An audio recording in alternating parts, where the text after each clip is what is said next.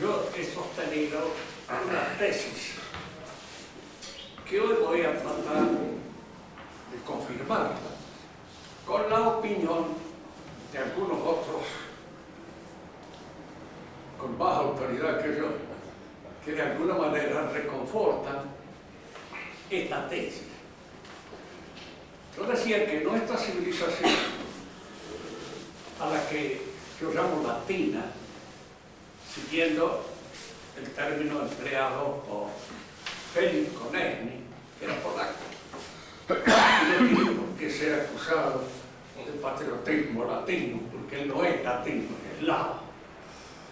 Pero la llamaba latina porque para él lo que conforma el espíritu de una civilización, lo que hace a la inteligencia misma de los hombres de esa civilización, es el idioma.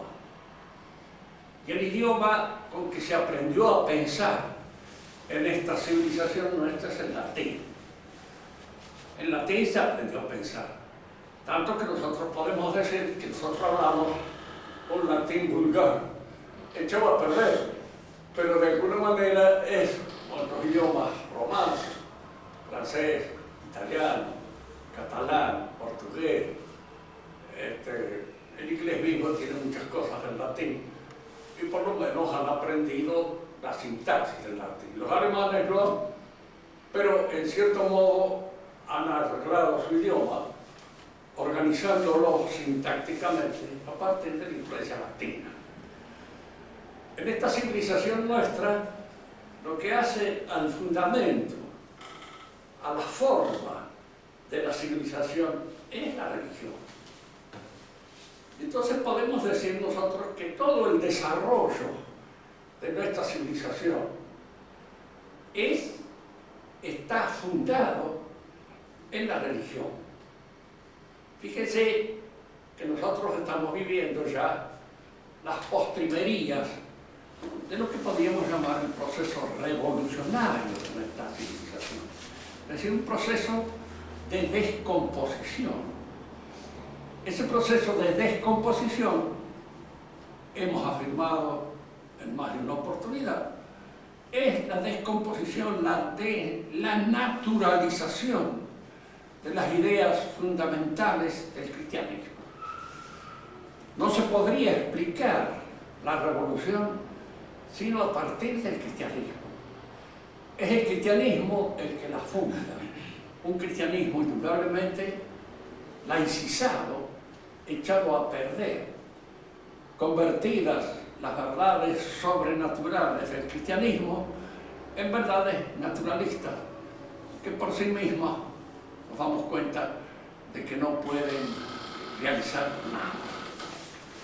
Habíamos visto, entre otras cosas, como la idea, por ejemplo, fundamental de Cristo, que es el reino de Dios. El reino de Dios ha llegado, está incoactivamente entre nosotros, se realiza en nuestro espíritu. Pero la totalidad de su realización, su completo acabamiento, es algo que está prometido para más allá de la historia, es decir, para más allá de la muerte. En la historia, lo que manda, lo que en cierto modo determina las acciones de la historia es la muerte. Esto puede parecer así a simple vista, es una verdad de perogrullo, pero hay mucha gente que en su optimismo no la quiere aceptar, no quiere creer, no, nosotros morimos. Como decía mi amigo Sergio Ramos, los obispos también, una vez que estaba en presencia de Elisi, y que había un profesor que sostenía así que el hombre no moría, era inmortal. Entonces Ángel dice, no, el hombre es mortal, muere. Que el alma sobreviva, esa es otra cosa, pero él se muere. Y de eso tenemos una constatación permanente, de manera tal de que llegaron los resultados un poco absurdos, fuera de lugar. Y los obispos también se mueren, igual que todos los demás. Esta es una idea que indudablemente conviene tener siempre en cuenta. El fin de la historia es siempre un fin de caducidad. El término de nuestra vida siempre es un poco catastrófico, porque no lo queremos y no lo esperamos. La muerte para nosotros es siempre algo violento. No nos acostamos en la muerte como quien se acuesta a dormir tranquilamente y se duerme feliz de descansar un rato. La muerte siempre resulta violenta y de algún modo resulta un golpe para nuestra vida. Y así como morimos nosotros y perecen los cuerpos humanos naturales, también perecen las sociedades. Y las sociedades en que se constituye el orden normal de la vida humana. Todos esos son y padecen la misma caducidad que padecen nuestros cuerpos, porque son cosas que están imprimidas en la vida biológica nuestra. Y esa vida biológica termina precisamente en la muerte. Que haya la posibilidad de sobrevivir es una verdad que se nos ha enseñado a través de la Iglesia, aunque es una verdad que también la razón acepta. Tanto que los griegos, por supuesto, suponían que la vida se prolongaba más allá de esta vida temporal. Pero para ellos esta prolongación era casi un desastre. El más optimista de todos ellos fue Sócrates.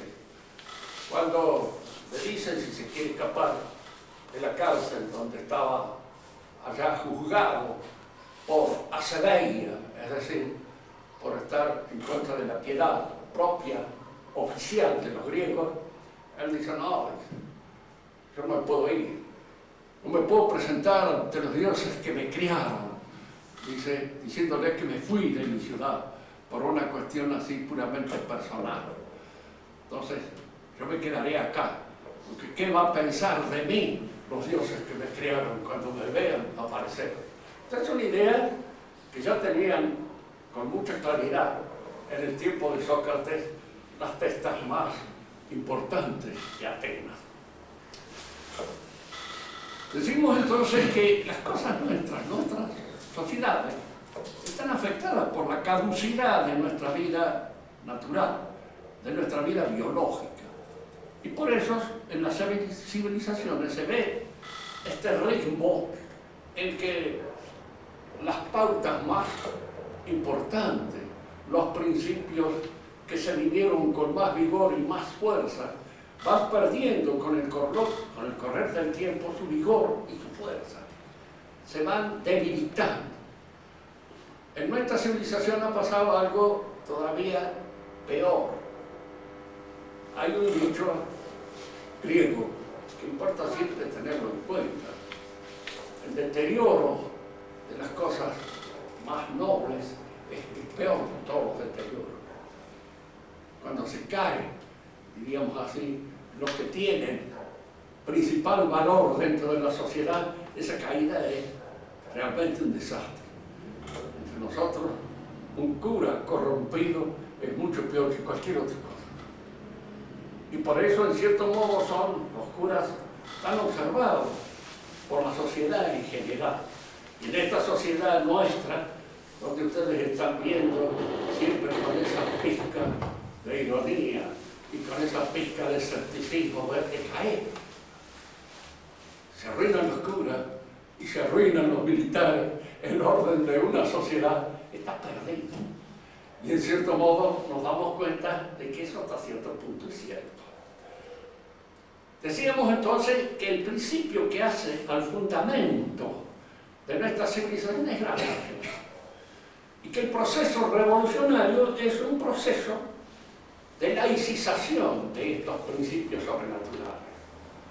El reino de Dios, que es el punto fundamental de la prédica de Cristo, se convierte en un mesianismo puramente natural y político. Será el reino comunista, será el reino de la democracia triunfante, será el reino de cualquier cosa, del Partido Radical, lo que sea. Porque si nosotros lo oímos bien y por ahí escuchamos a un radical, incluso a los más primarios, ellos dirán que todo depende de que la gente se eduque bien para que el radicalismo brille en toda la plenitud de su esplendor. yo lo he oído muchas veces, cosas que hace reír bastante, pero de algún modo hay y fundamenta una creencia y una fe en esta posibilidad del advenimiento de una sociedad que no va a tener conflicto y que va a venir al fin de este orden conflictivo en el cual nosotros estamos viviendo. En Marx esto está claramente expresado en una de esas páginas que sabía escribir, diríamos así, en la cual no sé si creía mucho, porque hay que pensar que era mucho más inteligente de lo que uno a veces cree, en el sentido de que muchas de sus observaciones de la vida social son dignas de ser tenidas en cuenta. Por lo pronto es el primero que dice, y lo dice con toda claridad, la revolución es un hecho de la finanza, es un hecho pro-financiero. Lo dice, y muchas veces, cosa que se olvidan muchos de sus seguidores, teniendo o creyendo tal vez ingenuamente y un poco estúpidamente de que la religión viene de abajo, la hace el pueblo, la mayoría de edad, de las casas, y un montón de tonterías que de alguna manera vienen también a sustituir ciertos principios religiosos. Ahora, esta tesis que he sostenido en estas conversaciones, por supuesto, no la he inventado yo. Está de algún modo dicha por muchos pensadores, de los cuales he ido sacando las ideas fundamentales para desarrollar. Tres son las principales posturas en esto. Una es la de la Iglesia, que sostiene que indudablemente el orden de toda la civilización se mantendrá en la medida en que se sostengan los principios religiosos. Dice esto: la revolución es religiosa, el remedio a la revolución es religioso, de manera que nosotros lo que tenemos que hacer es cada vez más asentarnos en los principios de la religión si queremos salir de la crisis en la cual estamos irremediablemente, al parecer, envueltos. La Iglesia ha sostenido siempre esto, pero indudablemente en el correr de los siglos la Iglesia entró en compromiso con la revolución. Fíjense que esto no es una cosa que haya acontecido últimamente en Vaticano II, sino viene de antes, viene mucho antes. Vaticano II esto se ha expresado de una manera más clara y terminante, pero de antes de Vaticano II ya esta especie de compromiso religioso con la revolución estaba en la política de los papas y de muchos de ellos, salvo tal vez la única personalidad que escapa a esta acusación es la de Pío X. Pero todos los demás han estado, en alguna manera, diríamos así, en la necesidad de hacer política y de acordarse, de ponerse de acuerdo con la revolución, olvidándose de que la revolución es algo contrario a la fe y de que el primer paso y las primeras acusaciones hechas por los revolucionarios contra la Iglesia. Últimamente ha aparecido un libro muy lindo de Jean Dimond que se llama La Iglesia, el gran sacrilegio, creo que se llama, porque habla de la Revolución Francesa. Y entonces él, saliendo al encuentro a veces de que la Revolución Francesa se hizo fundamentalmente contra la monarquía, contra la nobleza, etcétera, etcétera, se hizo contra la Iglesia. Fundamentalmente era la Iglesia lo que se apuntaba, no a la monarquía ni a la nobleza, porque muchos nobles estuvieron vestidos en la Revolución Francesa y actuaron dentro de ella, convencidos de que iban a obtener con eso, qué sé yo qué. Piensen ustedes en la figura de ese gran papagayo que fue tan importante para la masonería en Francia, Lafayette. Gallo por la nube, como le diría este escritor español, Ramón María del Valle Inclán y Montenegro. Él siempre señalaba el Montenegro porque parece que los montenegros tenían un lema en el escudo de armas que los senadores nos no venimos de reyes, sino que reyes vienen de nos, decían. Entonces no había, bueno, Valle Inclán señalaba, y hablar de Lafayette decía que era un gallo polainudo, y efectivamente tenía todo ese aspecto así como entre nosotros pudo haberlo tenido en un momento determinado Marcelo Gabriel, para estar en todas las representaciones en la cabeza, tipo especial. Sabía vestir, sabía hablar, sabía colocarse, sabía ubicarse bien en todos los lugares en donde el prestigio iba a parar sobre él. Este libro de Dumont, Los prodigios del sacrilegio, se llama, y es precisamente un libro donde destaca el carácter típicamente religioso de la Revolución Francesa. El ataque es a la religión, a la monarquía, en la medida en que la monarquía ha servido a la religión y en la medida en que la monarquía de alguna manera se sostenía en la religión. Pero si el monarca claudicaba, ya estaban dispuestos a aceptarlo, como están dispuestos en muchos otros países donde el liberalismo es rey y de alguna manera también existe un rey liberal que mantiene, diríamos así, la apariencia y el decoro todavía de una cierta monarquía. La Iglesia ha sostenido siempre este hecho. La revolución es religiosa. Y al hablar de la Iglesia es uno de los principales sostenedores del pensamiento católico, entre los cuales los hay sacerdotes, los hay papas, los hay cardenales, pero los hay también muchos laicos, que han sostenido verdaderamente y efectivamente esta forma de pensar. Los otros que vienen a sostener de alguna manera la tesis son los revolucionarios. Su modo la sostiene. Porque para Marx, ¿qué es la religión? La religión es la promesa de una serie de bienes inalcanzables que se encuentran en la estratosfera, más allá de toda posibilidad de usufructo humano.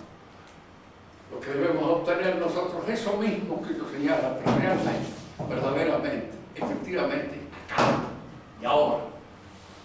Diríamos, en una palabra, él viene a confirmar esta idea nuestra.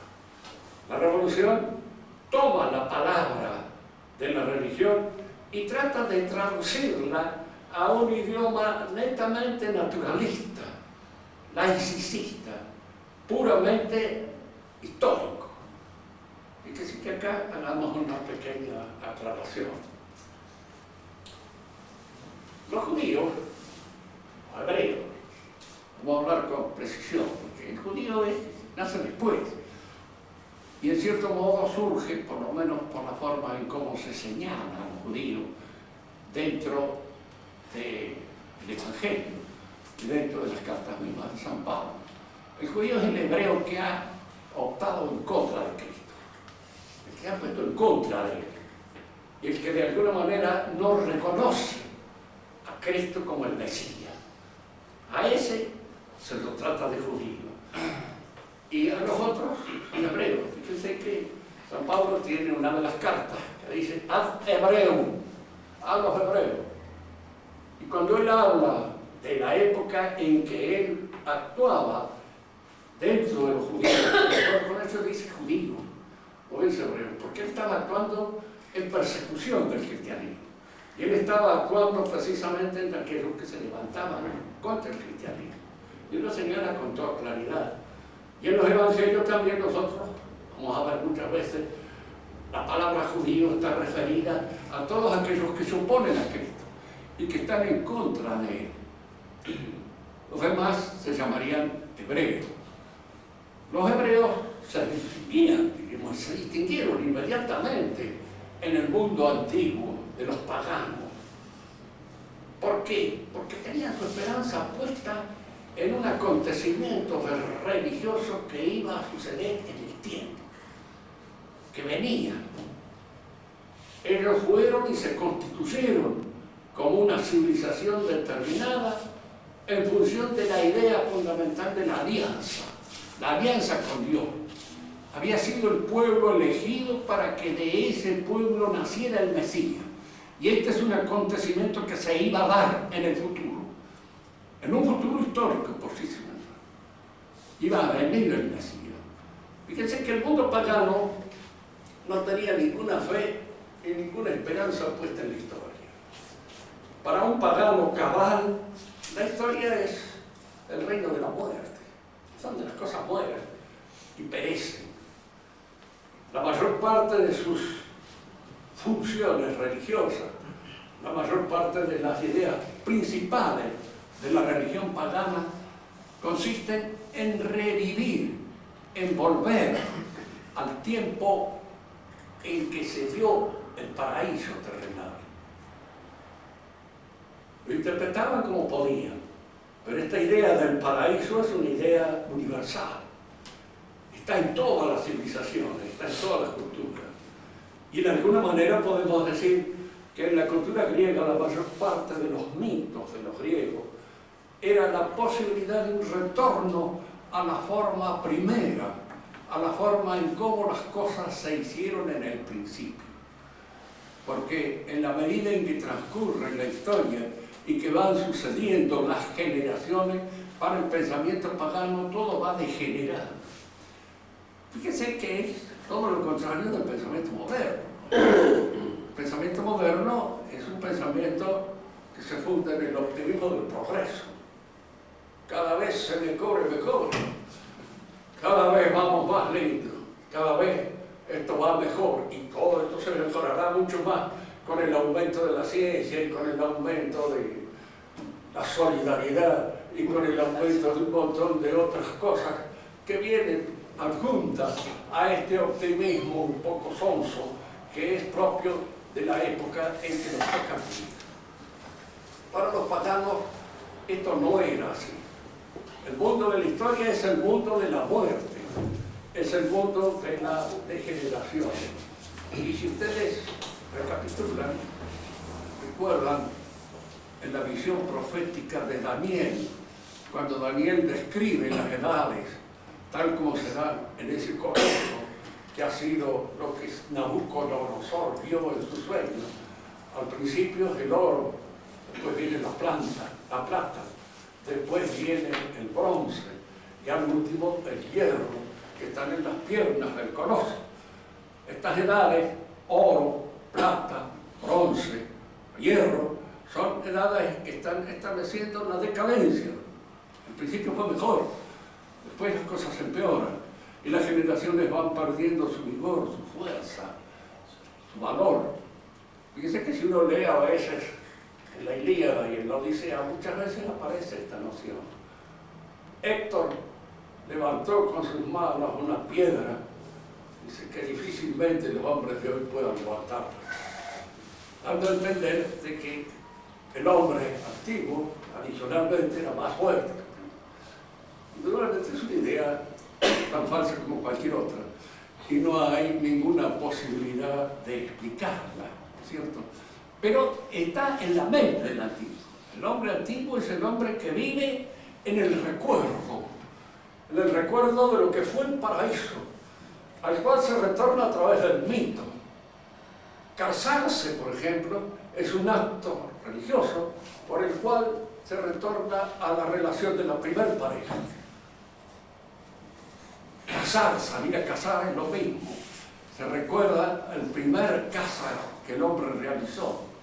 Cada uno de estos actos se recupera por esta retroactividad al origen mítico, al origen paradisíaco del hecho de los actos. Fíjense que, de cierto modo, nosotros en la misa rememoramos la pasión y muerte de nuestro Señor Jesucristo. Más es la pasión y muerte de nuestro Señor Jesucristo presentada incruentamente. A eso que un famoso teólogo, llamémosle así, porque me parece que no es para tanto, pero más o menos podría darse, teólogo protestante, que es, no me acuerdo ahora el nombre bien, Tillich, Paul Tillich, le llama el tiempo del Kairos, dando a entender que hay un tiempo cronológico común en el que nosotros vivimos todos los días. Y el Kairos es la retracción al tiempo religioso, al tiempo fundamental, en el cual las cosas fundamentales se producen. Los antiguos retrotraían todo acto religioso fundamental al paraíso. Nosotros lo retrotraemos a la pasión y muerte de nuestro Señor Jesucristo.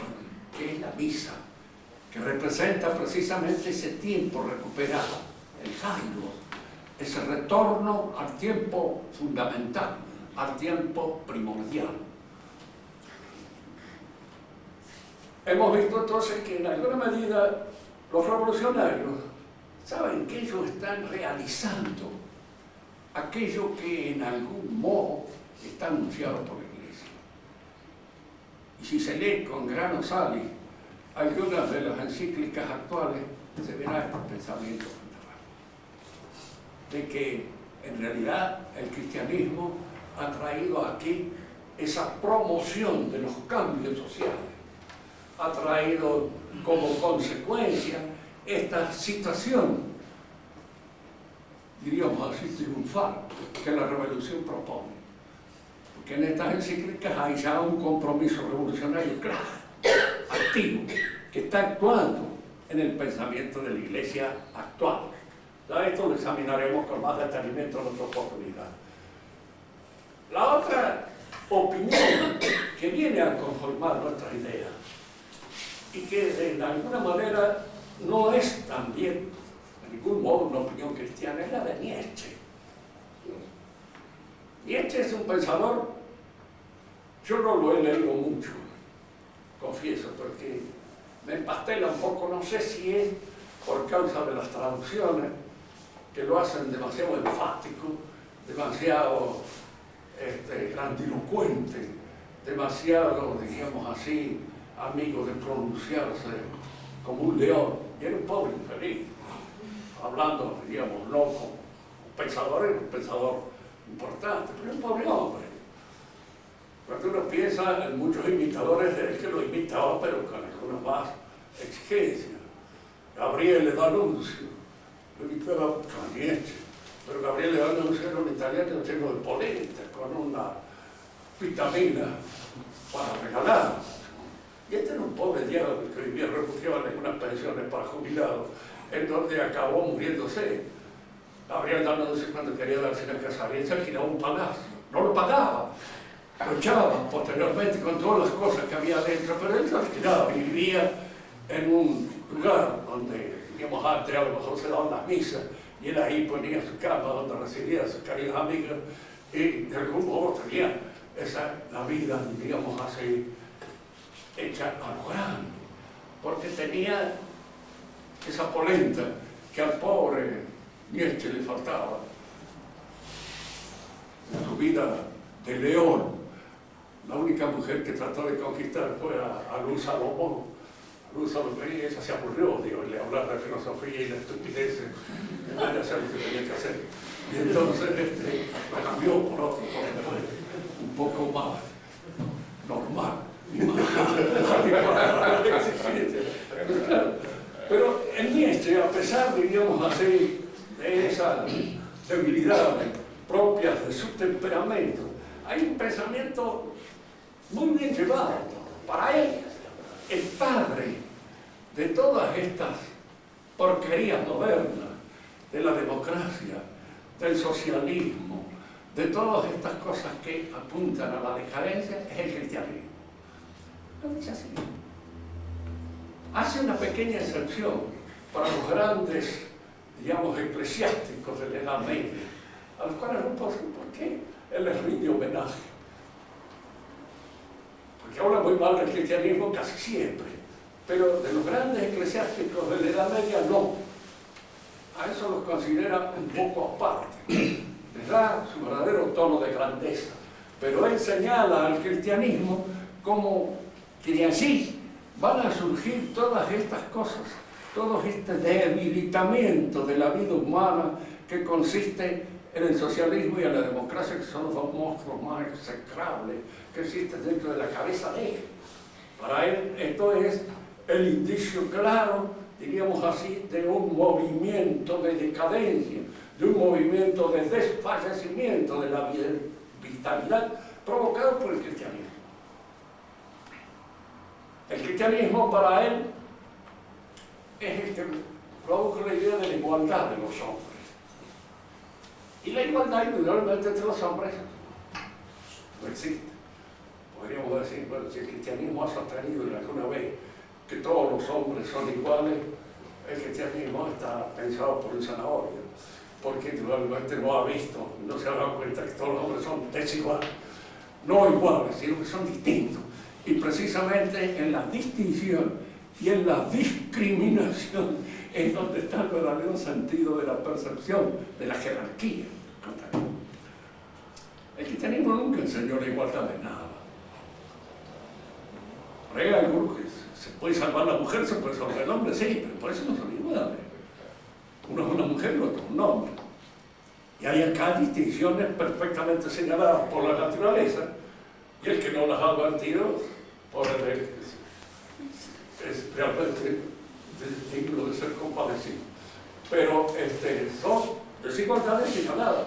Lo mismo no es un mendigo que el emperador. El mendigo se puede salvar y el emperador irse al infierno, sí, eso sí, lo enseña el cristianismo, pero acá es donde aparecen estos dos cánones, estas dos desigualdades que el cristianismo señala. No es que hable de la igualdad, sino que señala dos desigualdades. Una, las que están hechas para la vida eterna, y la otra, las que están hechas para esta común vida nuestra, en el desarrollo de nuestras sociedades. Pero ambas desigualdades existen, y las jerarquías se dan en uno y otro lado, y el que no las ve a la jerarquía es porque realmente no aprecia y no sabe distinguir una cosa de otra. Nunca enseñó la igualdad. Porque aún en el cielo, según sostiene el mismo Santo Tomás, nuestra visión de Dios es distinta. Y hace, parece así, un símil que nosotros podemos tomarlo como ejemplo. Podemos participar todos nosotros de un concierto. El concierto en que participamos es el mismo para todos nosotros. Pero nuestra participación es distinta. ¿Por qué? Porque cada uno tiene una ecuación musical que llenar, que no es la misma que la del otro. Yo, que además de ser sordo, soy bastante poco músico, no me podría alabar en un concierto de estar escuchando con la misma penetración que puede escuchar el maestro Grado. Me doy cuenta de que él puede participar con mucho más penetración, con más hondura, con más inteligencia, dentro de eso que se está desarrollando que yo. Dios es análogo a un concierto, porque es un bien espiritual. Y es por encima de todo el bien espiritual, por antonomasia, el bien común de todos los espíritus. El bien que se ofrece a todos, es el mismo bien, pero la participación de cada uno de nosotros en la captación, en la penetración, en la profundidad con que vivimos la vida divina es distinta, es diferente. Yo me imagino que Santo Tomás está en una posición que uno podría envidiar, pero fíjense ustedes esto, que es curioso. La participación en los bienes espirituales en general no se envidia. Se envidia la participación en los bienes materiales, concretos. Si hay que repartir una torta, y sí, a este le tocó un pedazo más grande, a mí lo más chiquito, este es el pastel. Pero yo no envidio a este señor que a lo mejor goza de un concierto con una penetración que a mí no me alcanza. Nunca he sentido envidia por Einstein, porque me imagino las cosas que hay que estudiar para llegar a esa edad. Y las cosas, diríamos así, que hay que poder penetrar y poder ver y observar. Cosas por las cuales no he sentido ni siquiera el acicate de asomarme a esas realidades. Es una cosa que él tiene, esa hondura y esa profundidad, no se envidian. Los bienes espirituales no se envidian. Fíjense que esto es curioso porque muchas veces he tratado de hacerlo entender en las facultades cuando he tenido un grupo de alumnos conmigo. Y yo calculo que en los 25, 30 años de profesor que he sido, habré tenido 2 alumnos que han entendido algo de lo que no creo. De manera que si alguna vez me presento ante el tribunal diciéndole, mire, yo he formado, sí, sabemos los que han formado, hay muchos de los que han salido de tus clases que Dios me libre, más vale ni presentar. Porque, y los pocos que pueden haber seguido tu idea, amén de los 2 o 3 hijos, 8, pero los demás no han aprovechado mucho. Pero yo les quería hacer entender esto. Mire, en la Edad Media, la época del cristianismo en su auge, los bienes espirituales estaban al alcance de todos. Cada uno participaba según su capacidad. Pero el catecismo es la suma teológica, ofrecida de alguna manera la mentalidad de los jóvenes, niños, de los chicos, y a veces de gente ruda, pero son las mismas verdades.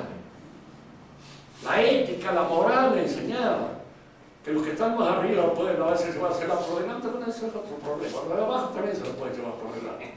Sobre eso no hay ninguna duda. Pero que la ética es la misma, es la misma.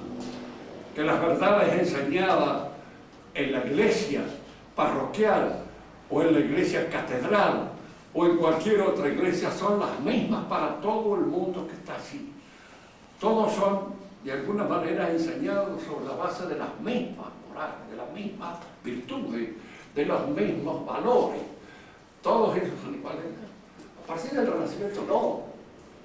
Empiezan a distinguirse claramente la moral de los grandes hombres, la moral de las clases superiores y la moral de las clases inferiores. Voltaire mismo, que no era ningún imbécil, a pesar de que muchas veces estaba en contra de la iglesia, él decía que había verdades de la iglesia que había que sostenerla para la gente. Yo estoy convencido de que hay que enseñarles que existe el infierno y que si me cortan la cabeza se van al infierno y si me roban se van al infierno, de manera tal de que estas cosas, esas verdades hay que sostenerlas para el pueblo. Es decir, para la gente ilustrada no, porque la gente ilustrada ya está por encima de eso y además no va a caer en la tentación de apoderarse de cualquier cosita.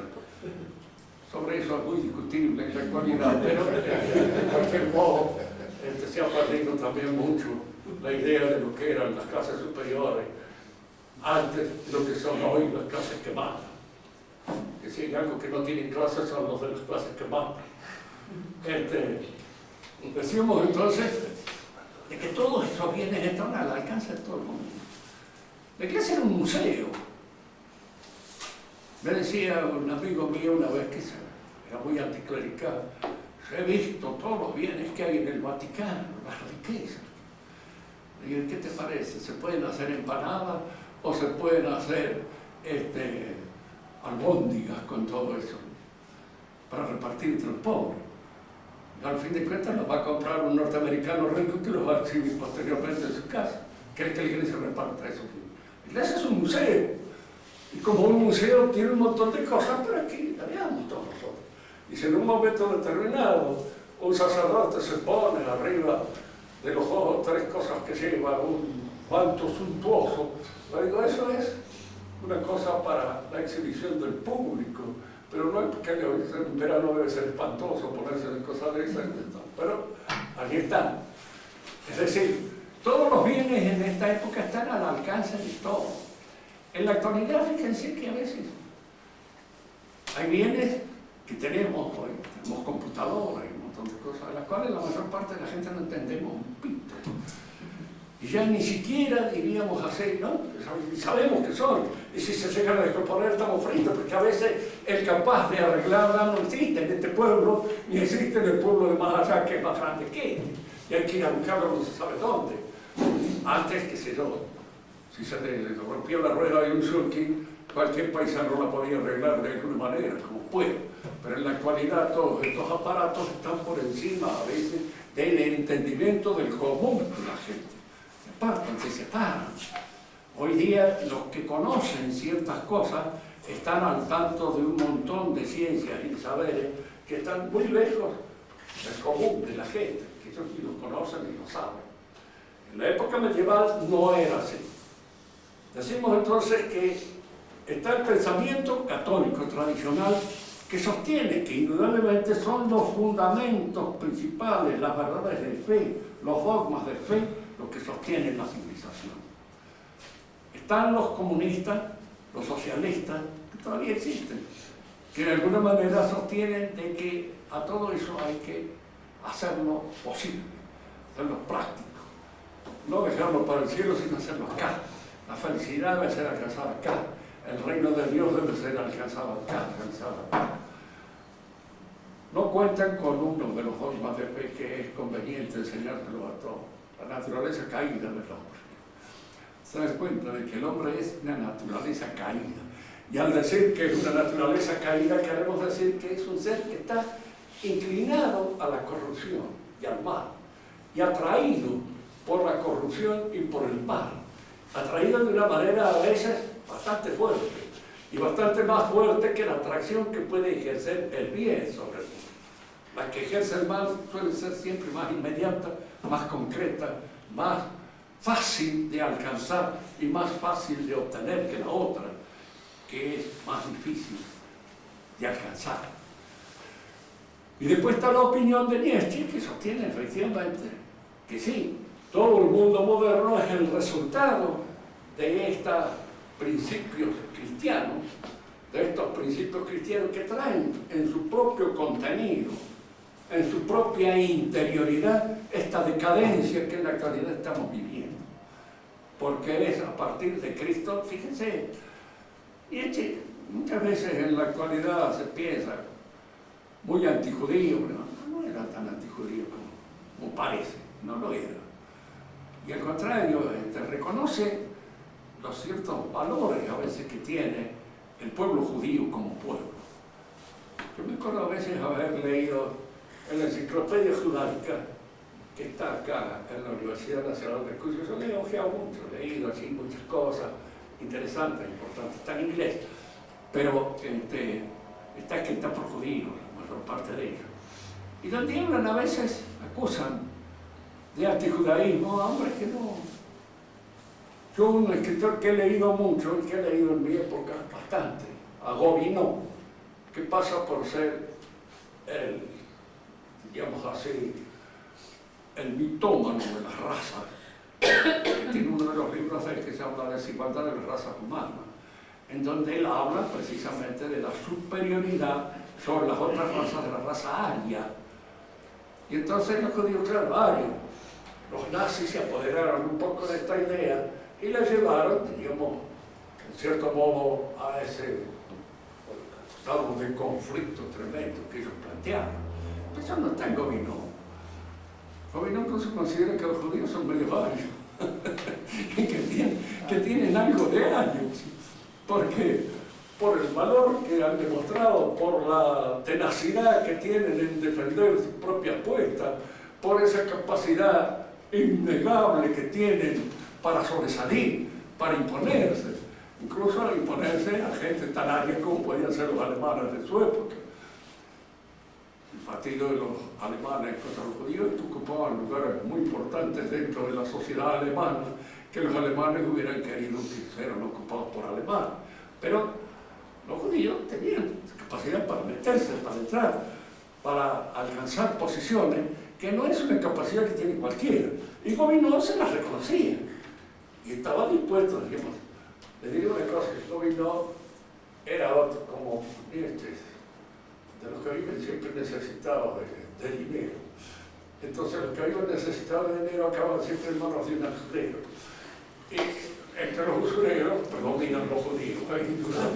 Y entonces cuando uno los necesita, y los necesita por el dinero que son capaces de pagar, uno está dispuesto a reconocerle una cierta prioridad en el sostenimiento del dinero, que es el Dios de la actualidad, el Dios del momento, el Dios de casi todos los hombres, no solamente de los judíos, sino también de los que pasamos por cristianos. Otro pensador también que favorece esta idea que nosotros venimos desarrollando es Spengler, Oswald Spengler. Fíjese que él, en su libro, un libro espléndido, que se llama La decadencia de Occidente. Si a alguno de ustedes les gusta leer, léanlo en la traducción que hizo García Morente, que según los que saben leer bien alemán y saben leer bien castellano, dicen que es mejor la traducción que el original. Buenísima la traducción hecha por García Morente en la obra de Spengler. Allí sostiene él una idea de las civilizaciones que indudablemente no estamos de acuerdo de ningún modo pero en lo que hay una referencia a una cosa que nosotros queremos aquí subrayar. Él considera las civilizaciones como si fueran formas que creciendo se desarrollan, dice. Tendamos a esto. En una semilla hay una forma. Indudablemente al desarrollarse produce un árbol, produce un olmo o produce otro árbol cualquiera. Ese olmo o ese árbol está ya contenido potencialmente en la semilla. Allí está en ella.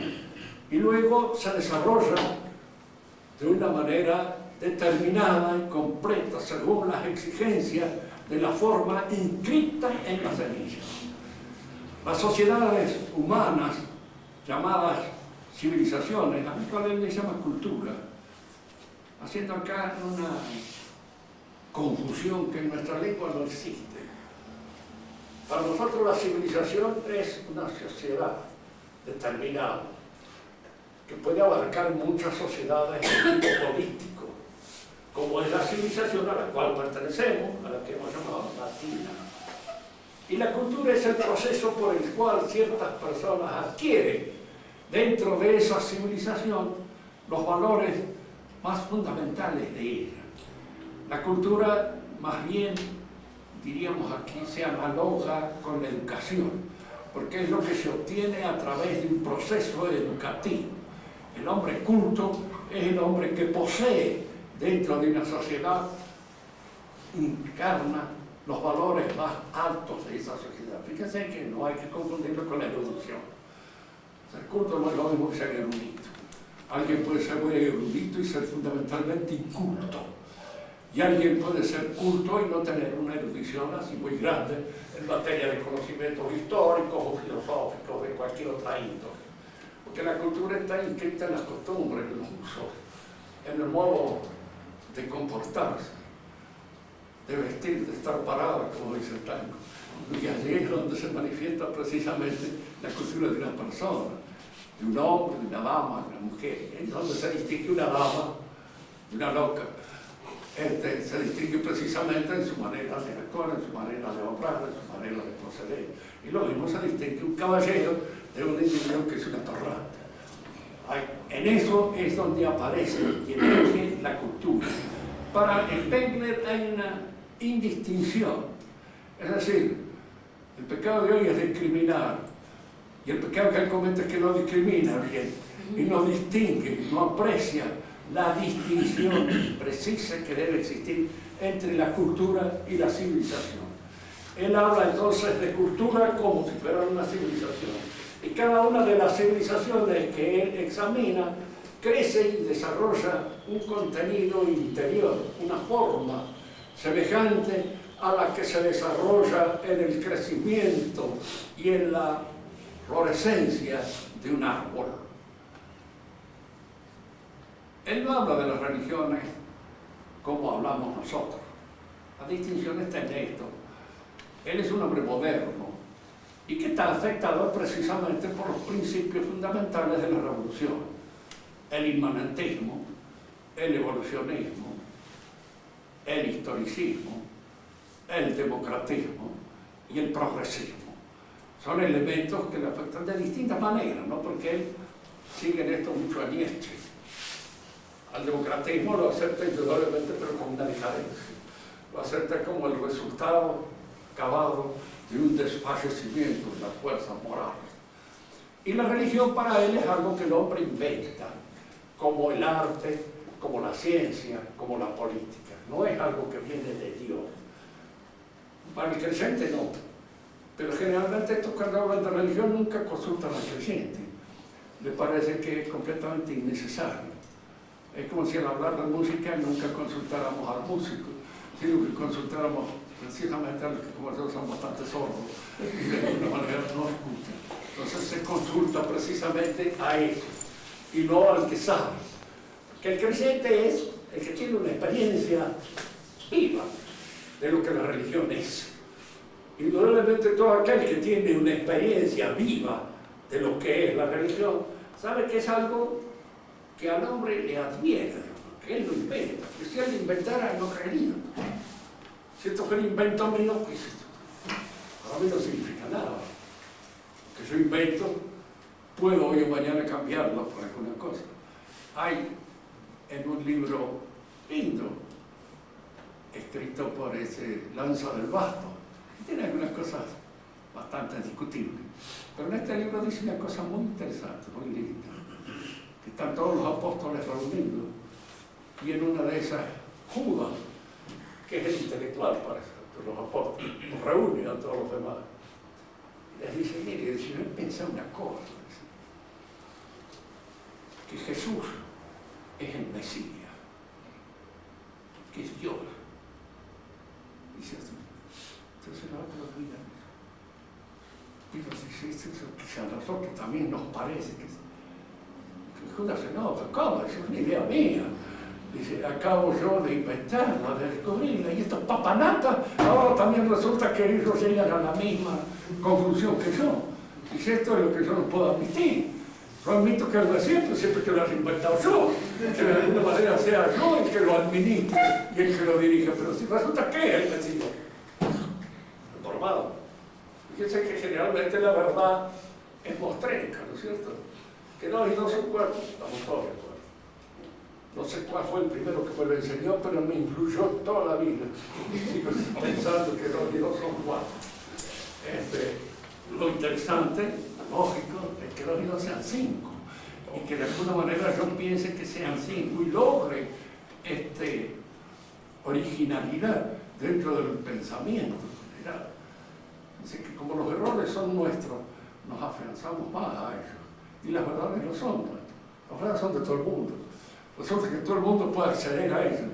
Y hasta estos otros 11 apóstoles, que para Judas eran 11 sonsos, de alguna manera logran alcanzar esa verdad que él les viene a anunciar y que él les viene a descubrir como si fuera una invención propia. ¿Sí? Para Spencer, la religión es algo que el hombre ha inventado.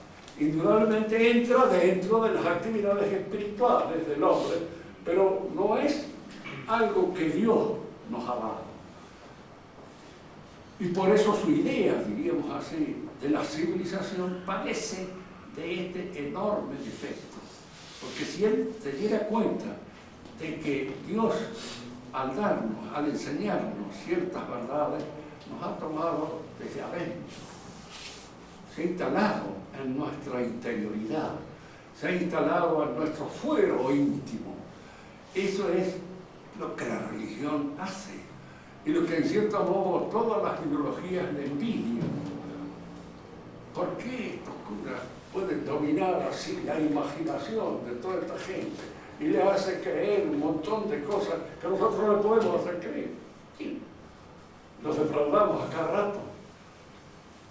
Ellos nunca piensan de que indudablemente Dios existe y que esta relación fundamental del hombre con Dios es lo que hace a su condición humana en su profundidad más honda, más total y más completa. Y sin esta hondura, sin esta profundidad, no habría ninguna posibilidad de civilización.